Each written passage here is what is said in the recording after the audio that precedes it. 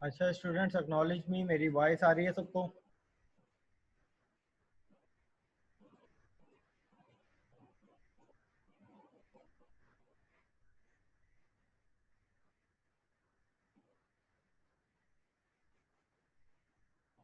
Students acknowledge कर दिएगा, मेरी voice आ रही है सबको? ठीक है, थैंक यू। अच्छा, तो प्रीवियस सेशन में हम लोग यहाँ पे बात कर रहे थे कि भाई ट्रांसफॉर्मर जो था वो अब ट्रीट कर रहा था एज लाइक कार, ठीक है। और अगर मैं यहाँ पर बात करता हूँ कि भाई यही वाला मेथड मैं यहाँ पर कॉपी करता हूँ और शिप में पेस्ट कर देता हूँ, और मैं यहाँ पे कहता हूँ कि इन द फॉर्म ऑफ शिप, इसी तरीके से ये मेथड उठाकर कहाँ कर देता हूँ, हेलीकॉप्टर में। तो मैं यहाँ पे कहता हूँ हेलीकॉप्टर। अब अगर मैं यहाँ पर एक ऑब्जेक्ट बनाता हूँ, इसका एक ऑब्जेक्ट बनाता हूँ transformer TR1 equal to new in the form of ship, एक ऑब्जेक्ट बनाता हूँ T2 का new in the form of helicopter.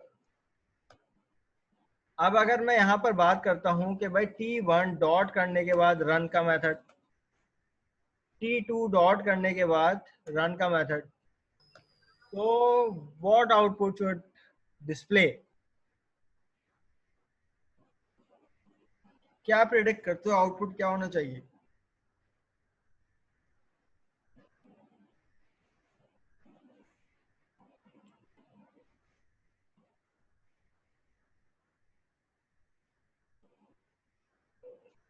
Ji students,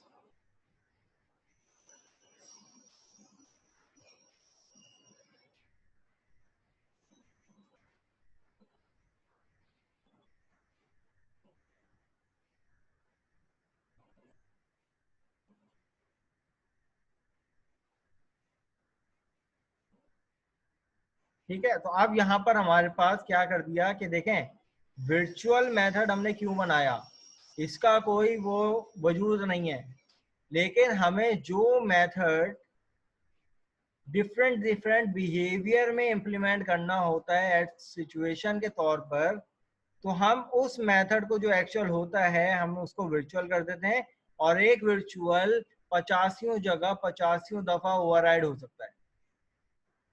सही है, पहली बात तो ये। अब ये इस रन के मेथड को वर्चुअल क्यों किया, क्योंकि इस मेथड को वर्चुअल का कीवर्ड लगा के ये मेथड हो गया एक तस्वुराती, कि भाई एक तस्वुर आ गया कि भाई रन होगा ट्रांसफॉर्मर। अब किस में रन होगा, तो हमने ओवरराइड कर दिया कार की क्लास में, हमने इसी रन के मेथड को ओवरराइड कर दिया किसमें, रन की क्लास में।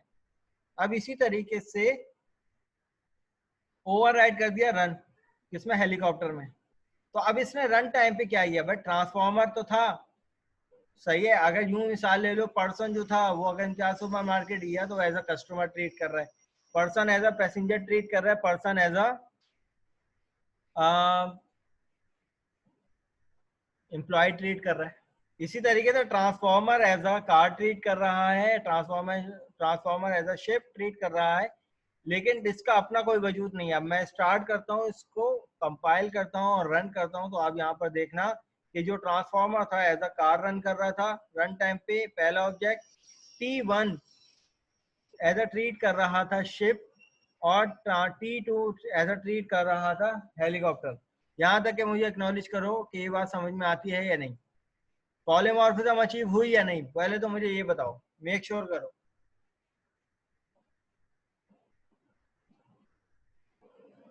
ठीक है, तो अब ये कहलाती है पॉलीमॉर्फिज्म, जिसको हम लोग कहते हैं डायनामिक पॉलीमॉर्फिज्म। ये पहली टाइप है हमारे पास पॉलीमॉर्फिज्म की, जिसमें हमें वर्चुअल मेथड और ओवरराइड का मेथड मिलता है। वर्चुअल होना जरूरी है, वर्चुअल के बगैर कोई मेथड ओवरराइड नहीं होगा। अगर मैं यहाँ से वर्चुअल मेथड हटा देता हूँ और मैं डायरेक्टली इन मेथड को डिफरेंट डिफरेंट क्लासेस में ओवरराइड करूँ और बिल्ड करूँ, it will give the error.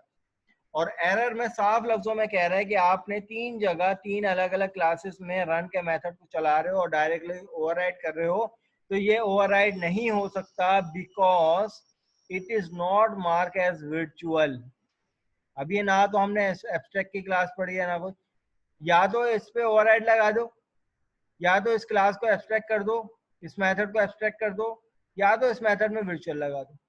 तो हमने यहाँ पर इस मेथड में जो रन का मेथड था एक्चुअल, इसमें जब तक कि वर्चुअल नहीं लगाएंगे तो आप ओवरराइड नहीं कर सकते, ये लिमिटेशन।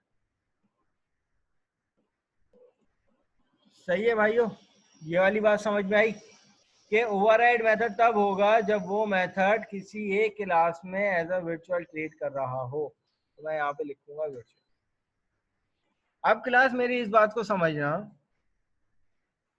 कि भाई अब अगर जाहिर सी बात है, अगर एक प्रॉपर्टी होती यहाँ पर, प्रॉपर्टी टैब टैब स्ट्रिंग, किस नाम से, नेम के नाम से, तो अब जाहिर सी बात है ट्रांसफॉर्मर का कोई ना कोई नाम होता। फॉर एग्जांपल ये पर्सन की क्लास होती, पर्सन का कोई ना कोई नाम होता। सही है, अगर वो person as a student treat करता तो भाई स्टूडेंट का कोई ना कोई नाम होता। अगर कस्टमर हो तो कस्टमर का भी कोई ना कोई नाम होता या नहीं।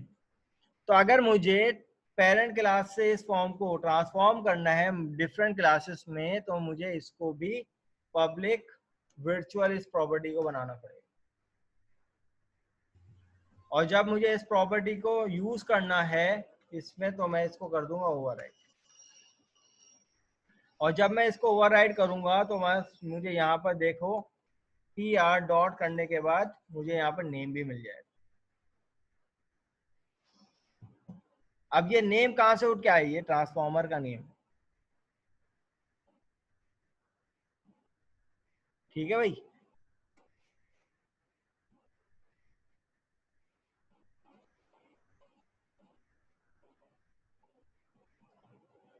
अब क्लास में एक बात और कह रहा था शुरू से कि भाई ट्रांसफॉर्मर का अपना कोई वजूद नहीं है।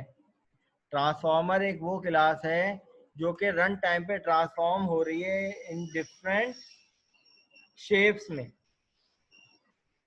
तो भाई ट्रांसफॉर्मर का अपना वजूद इसलिए क्योंकि पॉलीमॉर्फिज्म का मतलब ये क्या है कि भाई मैनी फॉर्म्स, कि भाई एक फॉर्म कार हो गई, एक फॉर्म ये हो गई, एक फॉर्म ये हो गई, लेकिन कौन ट्रांसफॉर्म हो रहा है, ट्रांसफॉर्मर ट्रांसफॉर्म हो रहा है। तो भाई हमें पॉलीमॉर्फिज्म की बेस्ट प्रैक्टिस को अचीव करने के लिए जो ट्रांसफॉर्मर की क्लास होनी चाहिए वो एक ऐसी क्लास होनी चाहिए कि जिसका हम कोई ऑब्जेक्ट नहीं बना सकते।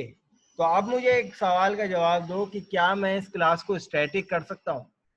अगर मैंने स्टैटिक कर दिया तो भाई ये वाली क्लास का तो ऑब्जेक्ट बन ही नहीं सकता। तो क्या ये चीज बेस्ट प्रैक्टिस में आएगी?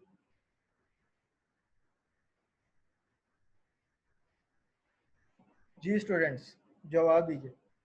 अगर मैं इस क्लास को स्टैटिक कर देता हूं तो जाहिर सी बात है स्टैटिक क्लास का ऑब्जेक्ट बन ही नहीं सकता। मैं ट्रांसफॉर्मर का इस तरीके से, जैसे मैं अभी यहाँ पर ट्रांसफॉर्मर का ऑब्जेक्ट बना रहा हूँ ना, T R equal to new transformer,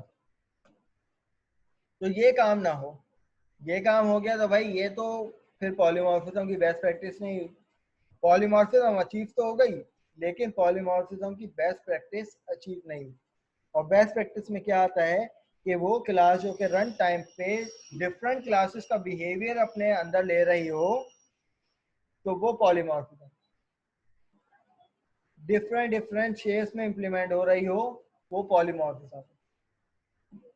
तो क्या मैं ट्रांसफॉर्मर की क्लास को स्टैटिक कर सकता हूँ?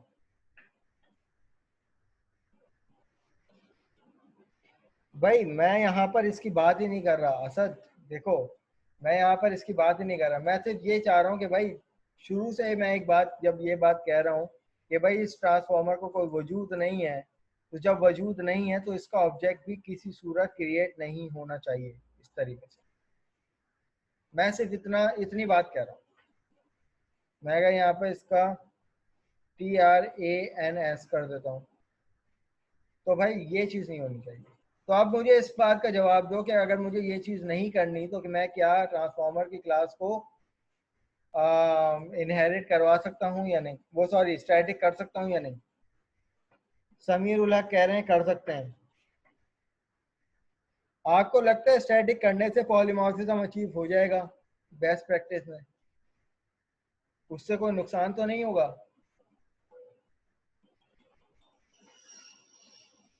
जी भाई स्टूडेंट्स जवाब दीजिए।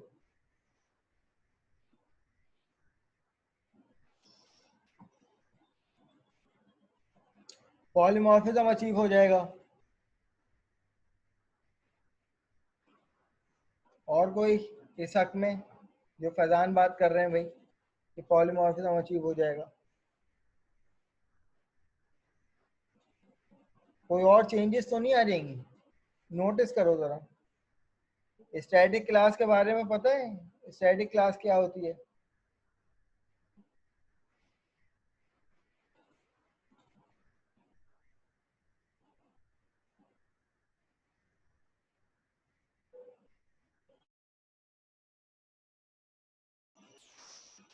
जी स्टूडेंट्स इंतजार कर रहा हूँ आप लोगों के रिप्लाई का। सर अगर स्टैटिक कर दिया आपने तो ट्रांसफॉर्मर इनहेरिट कैसे करेगा, मतलब हाँ बात तो नॉन स्टैटिक क्लास ये है है ना बात और मुद्दे की। ट्रांसफॉर्मर शाबाश very good. Transformer static class. मैं यही सुनना चाह रहा था तुम लोगों की जुबान से।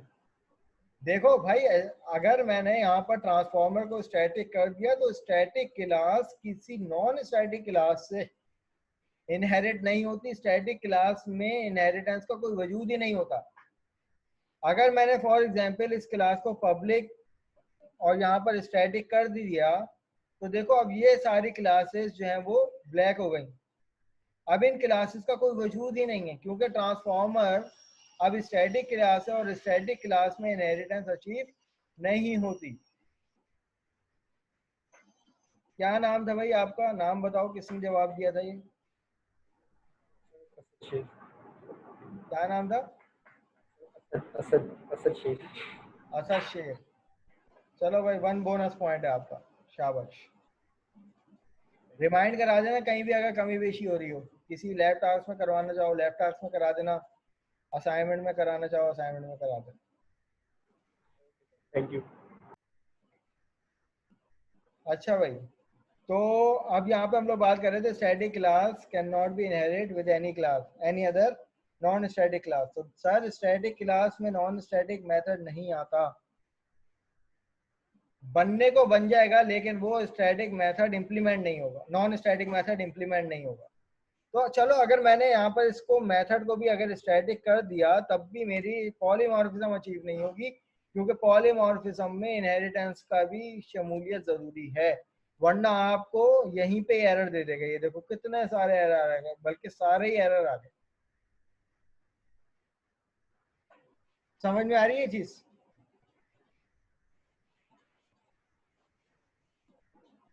सर जो लैब 6 में आपने क्लास टास्क दिया था उसका बोनस लैब टास्क में मिलेंगे। कौन सा बोनस की बात कर रहे हो भाई? लैब 6 में कौन सा बोनस आ गया? रिमाइंड कराओ क्या बात हुई थी जरा।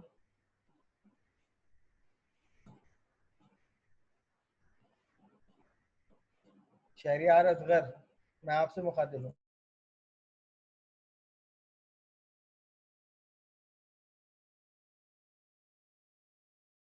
हाँ क्लास एक्टिविटी क्या हुई थी? अच्छा नहीं नहीं नहीं भाई नहीं, उसके कोई मार्क्स नहीं थे, वो तो सिर्फ क्लास का टास्क था।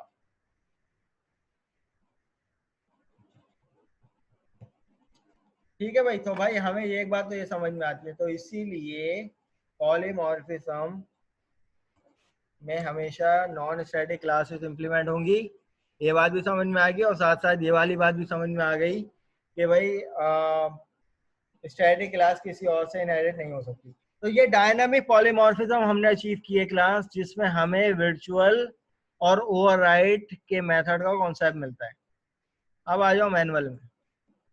मैनुअल में हमने शुरू से यही बात डिस्कस करी के पॉलीमॉर्फिज्म को समझाने के लिए आपको क्या किया बताए भाई, दो ग्रीक वर्ड्स होते हैं। फर्स्ट जिसको कहते हैं पॉली, जिसका मतलब होता है mean many, and second morphism का मतलब होता है फॉर्म्स, डिफरेंट फॉर्म किसी भी चीज। ये पॉलीमॉर्फिज्म का कॉन्सेप्ट है। और यहाँ पर इस पैराग्राफ में हमें पर्सन की एग्जांपल अल्टीमेटली मिल गई। ए पर्सन योर सेल्फ, अगर आप किसी शॉपिंग मॉल में जाते हो तो बिहेव लाइक कस्टमर, अगर आप बस में होते हो तो बिहेव लाइक पैसेंजर, अगर आप स्कूल में होते हो तो behave like student. Type of polymorphism में देखो डायनामिक पॉलीमॉर्फिज्म हमने अचीव करी है, जिसमें हमें वर्चुअल मेथड और ओवरराइड का मेथड मिलता है। डायनामिक पॉलीमॉर्फिज्म के बारे में क्या कह रहे हैं कि dynamic polymorphism is also called the late binding या run time binding. Run time पे डिसाइड हो रहा है ना कि आइदर इसको किस फॉर्म में रन होना है, ऐसा है या नहीं?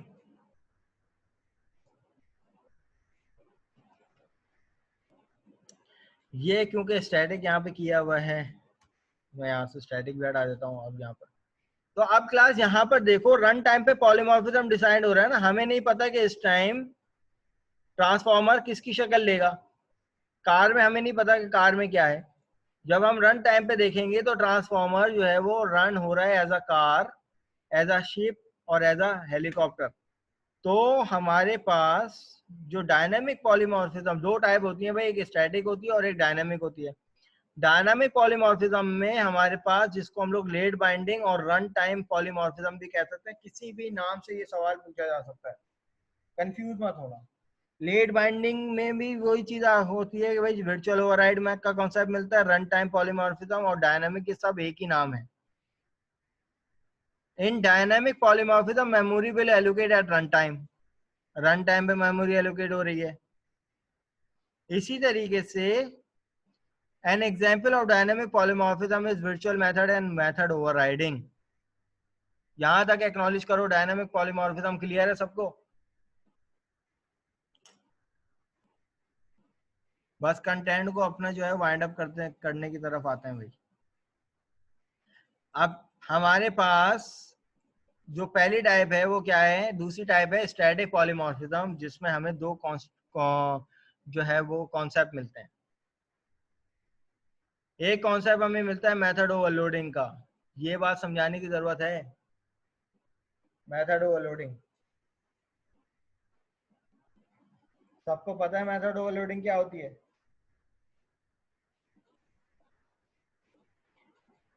जी सुनहरा, क्या होती है मेथड ओवरलोडिंग? इलेबोरेट करते हैं जल्दी से।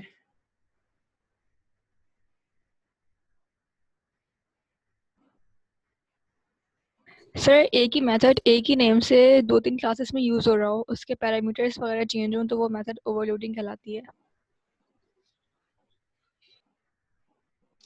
सही है, same name of method but number of parameter is different. This is a pure example of method overloading, just like constructor. Constructor overloading में भी क्या था, same constructor but number of parameter is different.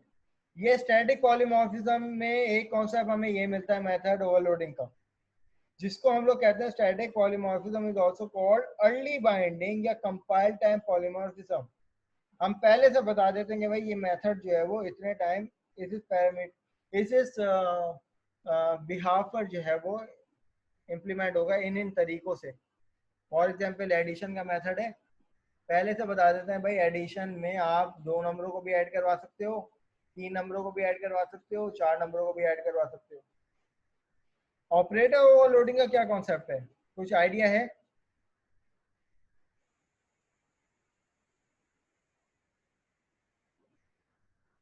Ji students, operator overloading से क्या मुराद है?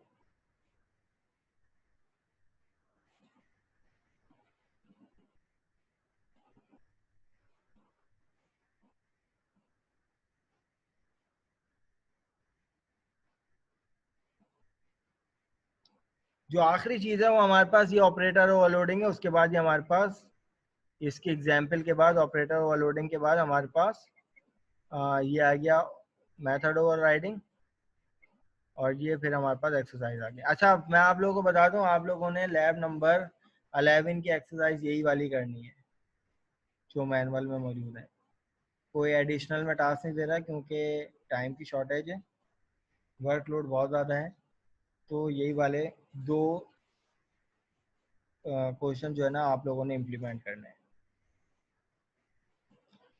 पहले हम operator overloading को निपटा लेते हैं। ऑपरेटर ओवरलोडिंग का कॉन्सेप्ट बेसिकली ये है, वर्बली मैं आपको बताऊं तो इन शॉर्ट कि एक ऑपरेटर है जिसकी अपनी कोई ज़ाती फंक्शनैलिटी होगी लाइक माइनस, लेकिन मैं उसी को ओवरलोड करके अपनी मर्जी का भी काम करवा सकता हूं। हमें पता है कि भाई माइनस जो है वो 2 नंबरों को आपस में सब्ट्रैक्ट करेगा, लेकिन और या इसी तरीके से हमें पता है कि भाई प्लस का साइन सी शार्प में 2 फंक्शनैलिटी प्रोवाइड करता है।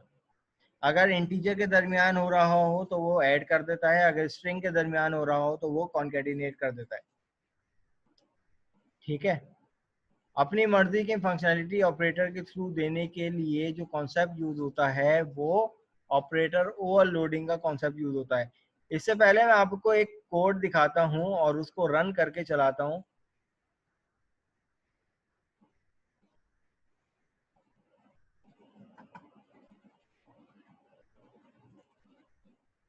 उस कोड को पहले हम रन करेंगे, देन उसके बाद फिर देखेंगे। अब इसमें ये कुछ ऐसा काम हुआ है, लेकिन आप पहले यहाँ पर ये समझो कि इसकी फंक्शनैलिटी क्या हो रही है। देखो 3 पपाए हैं आपके पास। अब स्पेलिंग अगर गलत हो तो भाई माजरत। आपसे कहा हुआ है कि भाई यहाँ पर 3 पपाए हैं। अगर 1 प्रेस करूंगा तो जो पपाए 1 है वो 2 के साथ मर्ज हो जाए और एक पपाए बन जाए। तो यकीन करें, अगर 2 हम लोग जैसे कार्टूनों में देखते हैं कि भाई 2 पपाए हैं, जब आपस में ऐड हो गए तो उसका साइज भी बड़ा हो गया, थोड़ा मोटा सा हो गया, ऐसा होता है या नहीं। तो यहाँ पर भी यही सिनेरियो आपके सामने रखा गया है। भाई 3 पपाए हैं, अगर मैं 1 प्रेस करूं तो पपाए 1 और पपाए 2 आपस में क्या हो जाए, मर्ज हो जाए। अब ये P1 और P2 क्या है, ये हैं ऑब्जेक्ट्स पपाए की क्लास के, कि ये पपाए 1 जो है वो पहला पपाए है, ये दूसरा पपाए है और ये तीसरा पपाए है। अगर मैं 2 प्रेस करूं तो पपाए नंबर 2 3 के साथ मर्ज हो जाए, और अगर मैं 3 प्रेस करूं तो यहाँ पर पपाए 1 जो है वो 3 के साथ मर्ज हो जाए। लेकिन इससे पहले मैं आपको सिर्फ कुछ वैल्यूज दिखाना चाहूंगा। यहाँ पर आप नोटिस करो कि भाई पपाए की हेल्थ पावर, यानी पपाए 1 जो है उसकी पावर क्या है 10, उसकी हेल्थ क्या है 10, उसका साइज क्या है 10, उसका हाइट क्या है 10। ये पपाए 1 की कुछ प्रॉपर्टीज हैं, जिन प्रॉपर्टी से मिलकर एक पपाए बने P1। यहां तक मुझे एक्नॉलेज करो।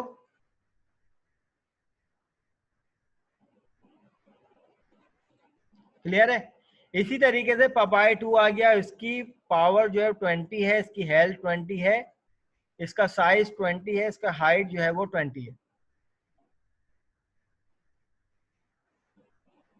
सही है। फिर पपाए नंबर 3, इसकी वैल्यू क्या है 30 है, हेल्थ भी, साइज भी और हाइट भी और पावर भी 30। अब मैं अगर आपसे वापस इस सवाल में आता हूँ, पपाए 1 की पावर क्या थी, हेल्थ क्या थी, जितनी भी प्रॉपर्टीज उन सबकी वैल्यू क्या थी 10 थी। पपाए 2 की क्या थी 20 थी। पपाए 3 की क्या थी 30 थी। अगर मैं 1 प्रेस करता हूं तो क्या वैल्यू बनेगी,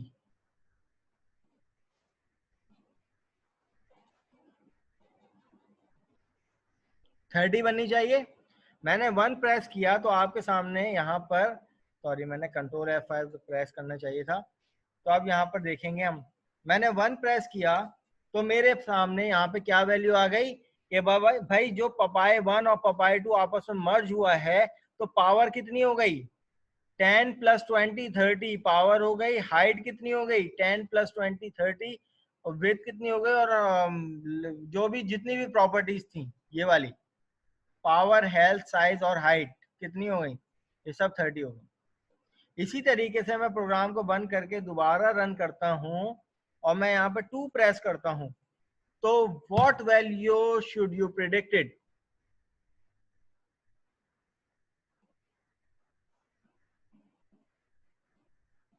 50 वाई P2 की वैल्यू क्या थी 20 और P3 की वैल्यू क्या थी 30 विद ऑल एट्रीब्यूट। वंस जब मैं इसको प्रेस करूंगा तो मेरे पास 50 आ रही है। सिनेरियो समझ में आ रहा है?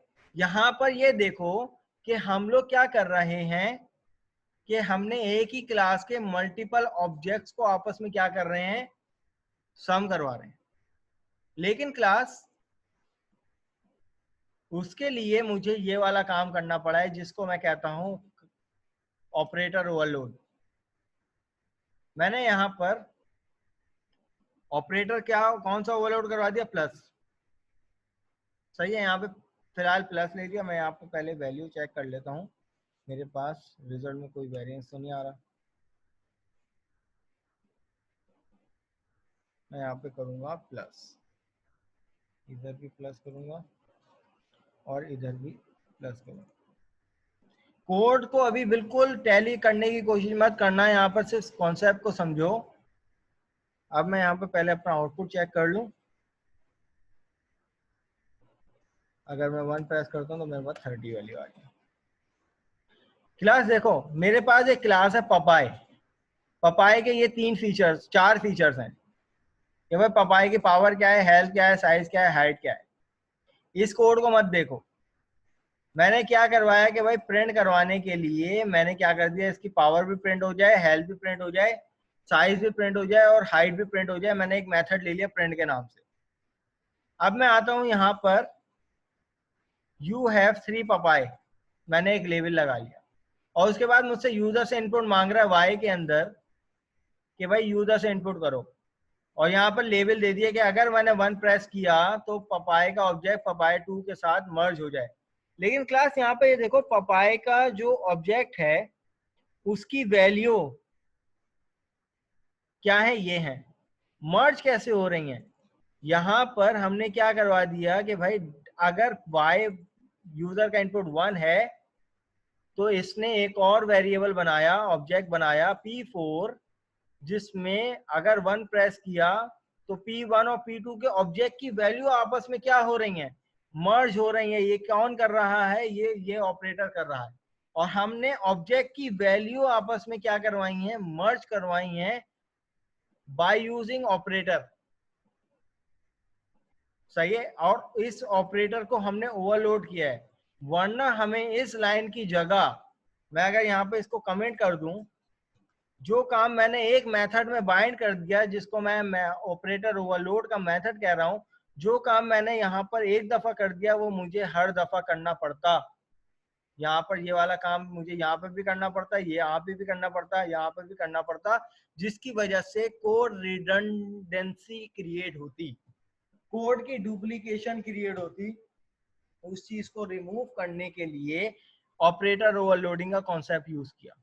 ऑपरेटर ओवरलोडिंग का कॉन्सेप्ट देखो, अब मैं वापस इस कोड पे आने से पहले इसका सिंटैक्स बता दूं कि ऑपरेटर ओवरलोडिंग एक मेथड होता है जिसका नाम जिसका सिंबल इटसेल्फ एक ऑपरेटर होता है, जिसकी टाइप जो होती है कोई ना कोई क्लास होती है और उसको के अंदर एक ऑपरेटर का कीवर्ड आता है। देखो, access modifier either public private protected. Access modifier class का नाम कि भाई वो ऑपरेटर किस क्लास का ओवरलोड होना चाहिए, किस क्लास, ये रिटर्न टाइप कहलाएगी बेसिकली। जैसे आप लोग इंटीजर, स्ट्रिंग या वॉइड लिखते हैं, उसी तरीके से किसी भी मेथड की टाइप कोई क्लास भी हो सकती है, तो कोई क्लास का नेम आता है, ऑपरेटर का कीवर्ड आता है और फिर operator symbol either plus minus. अब क्लास यहाँ पर एक चीज मैं और आप लोगों को दिखा दूं कि भाई यहाँ तो हमने प्लस किया था, अगर मैं यहाँ पर माइनस करता हूं, और मैंने अभी डेफिनेशन क्या बताई, ऑपरेटर ओवरलोडिंग का कॉन्सेप्ट क्या है कि एक ऑपरेटर जिसकी बेसिक अपनी इंप्लीमेंटेशन कुछ और हो, लेकिन ओवरलोड करने के बाद यूजर अपनी मर्जी की कोई ना कोई इंप्लीमेंटेशन दे सकता है। मैंने यहाँ पर ऑपरेटर कौन सा लगाया, माइनस, और यहाँ पर ऑब्जेक्ट को कर रहा हूं माइनस। मैं यहाँ पर ऑब्जेक्ट को क्या करता हूं, प्लस की जगह अब मैं क्या करता हूं, माइनस। तो देखो आउटपुट तब भी मुझे प्लस का ही मिलेगा, सारी वैल्यू मुझे क्या हो रही है, आपस में प्लस हो रही हैं। अब मैं इसको एग्जीक्यूट करता हूं तो यहाँ पर जैसे मैं जब 1 प्रेस करूंगा या 2 प्रेस करूंगा तो ये वैल्यू मुझे 20 में से 30 माइनस नहीं करके दे रही, लेकिन फिर भी क्या कर रही है, एक यूजर डिफाइंड ऑपरेशन परफॉर्म करवाया मैंने विच इज एडिशन। जबकि ऑपरेटर कौन सा है मेरा, ऑपरेटर मेरा माइनस है। अब आ जाओ कोड की तरफ कि भाई इसमें कहानी मैंने क्या की हुई।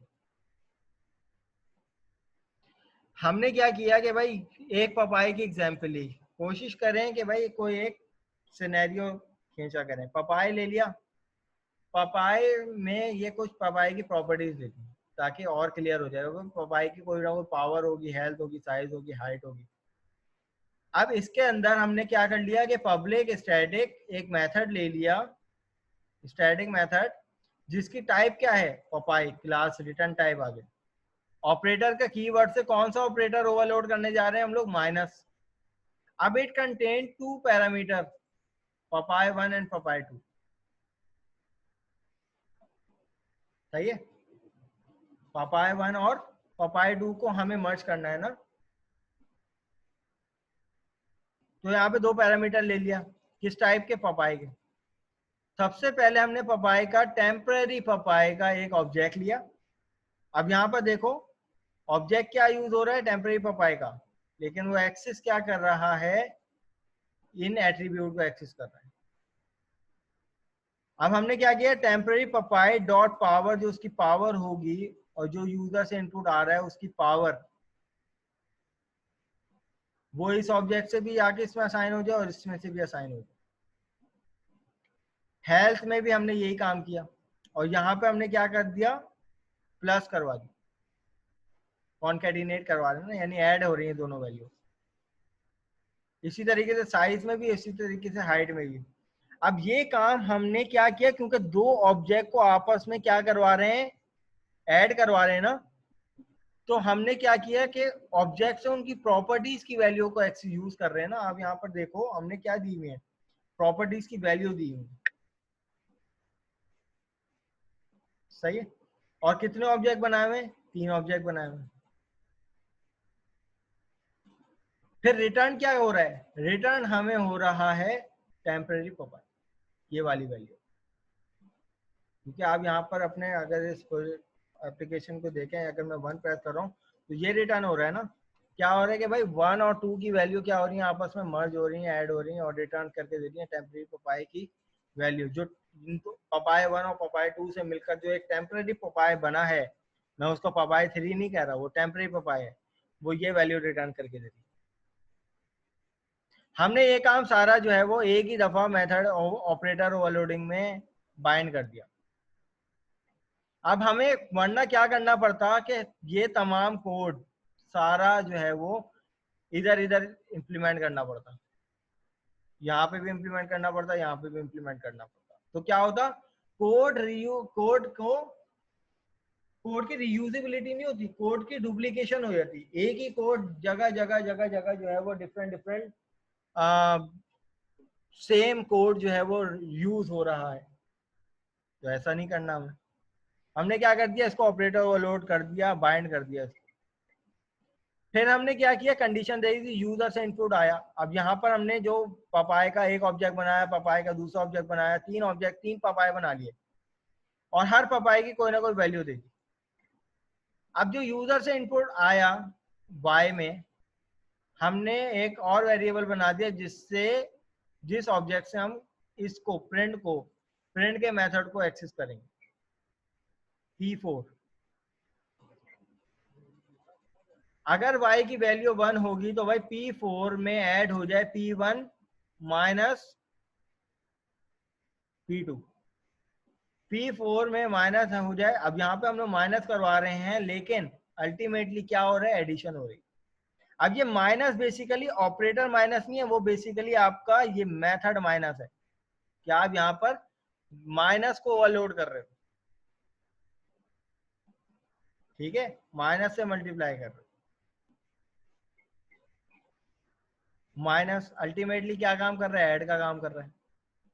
P अगर आपने 1 प्रेस किया तो P1 की जो भी वैल्यू है, ये वाली तमाम वैल्यू ये ऐड हो जाए किसके साथ, P2 की वैल्यू के साथ, और ये P4 में चली जाए ऑब्जेक्ट।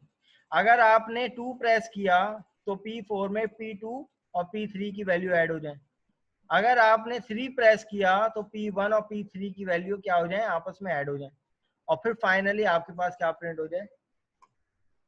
तो ये कॉन्सेप्ट है हमारे पास किसका, स्टैटिक पॉलीमॉर्फिज्म का। आपके पहले जिसमें हम ऑपरेटर ओवरलोड कर रहे हैं, हम कंपाइल टाइम पे बता रहे हैं कि भाई एक्चुअल माइनस की इम्प्लीमेंटेशन क्या होती है माइनस, लेकिन हम उससे एडिशन का भी काम कर ले रहे हैं। तो माइनस माइनस क्या होता है, प्लस होता है।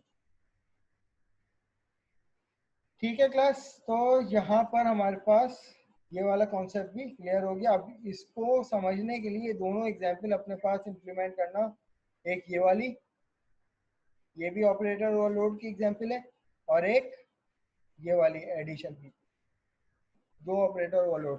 फिर ये मेथड ओवरराइडिंग आ गई जिसमें हमें वर्चुअल और ओवरराइड का कीवर्ड मिलता है, ये हमें पता चल गया। और फिर फाइनली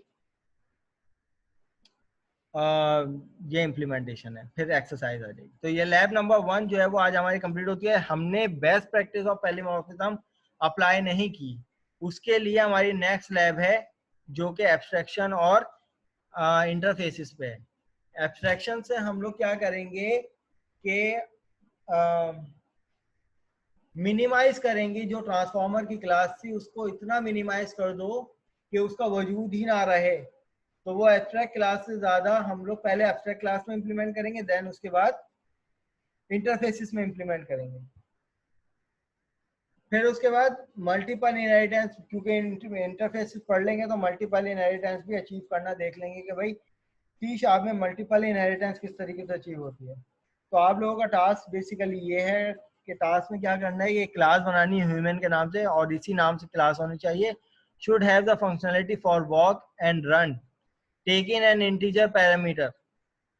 अब आप यहाँ पर देखो कि कहा हुआ है कि भाई क्लास बनाओ ह्यूमन की जिसके अंदर एक फंक्शनलिटी होनी चाहिए वॉक और रन की, जो कि अपने अपने मेथड के अंदर इंटीजर पैरामीटर लेंगे, which should display the distance currently covered, adding the respective parameter value to the total distance and then output on the screen. Then overload this functionality to accepting string and float parameter as well. Overloading करनी. Implement the inheritance of train and reserve train classes. एक class है train और एक है reverse train. Having the member function engine work taking 2 parameter source and destination। एक function होगा engine work के नाम से जो कि 2 पैरामीटर लेगा, एक सोर्स की वैल्यू होगी और एक डेस्टिनेशन की वैल्यू होगी। Train class should display the source as starting and destination at the end as the output, whereas the reverse train should display the destination. अब जब आप पहले पैरामीटर पहली ट्रेन को, यानी जो पहले मेथड को जब आप 2 वैल्यू दोगे, ट्रेन के मेथड को जब 2 वैल्यू दोगे, जो जिसका सोर्स होगा वो रिवर्स ट्रेन का एज अ डेस्टिनेशन होगा। यानी यूं एग्जांपल ले लो कि अगर मैं कराची से लाहौर जाता हूं तो जाने वाली ट्रेन का डेस्टिनेशन क्या हुआ, लाहौर, और सोर्स क्या हुआ, कराची, और वहां से आने वाली का डेस्टिनेशन क्या हुआ, कराची, और उसका सोर्स क्या हुआ, लाहौर। इंटरचेंज हो जाए वैल्यू। तो ये इंप्लीमेंट आप लोगों ने करना है। ठीक है क्लास, तो यहाँ पे मैं अपने सेशन को एंड करता हूँ। इंशाल्लाह ताला मिलते हैं अपनी नेक्स्ट क्लास में। ये सेशन भी एंड होने वाला है, इसके बाद आप लोग दूसरा सेशन ज्वाइन करना है जिसमें हम लोग अटेंडेंस लेंगे, या बल्कि क्लास आज सब प्रेजेंट हो। ठीक है भाई, बस ये इसके बाद छुट्टी कर लेना तुम।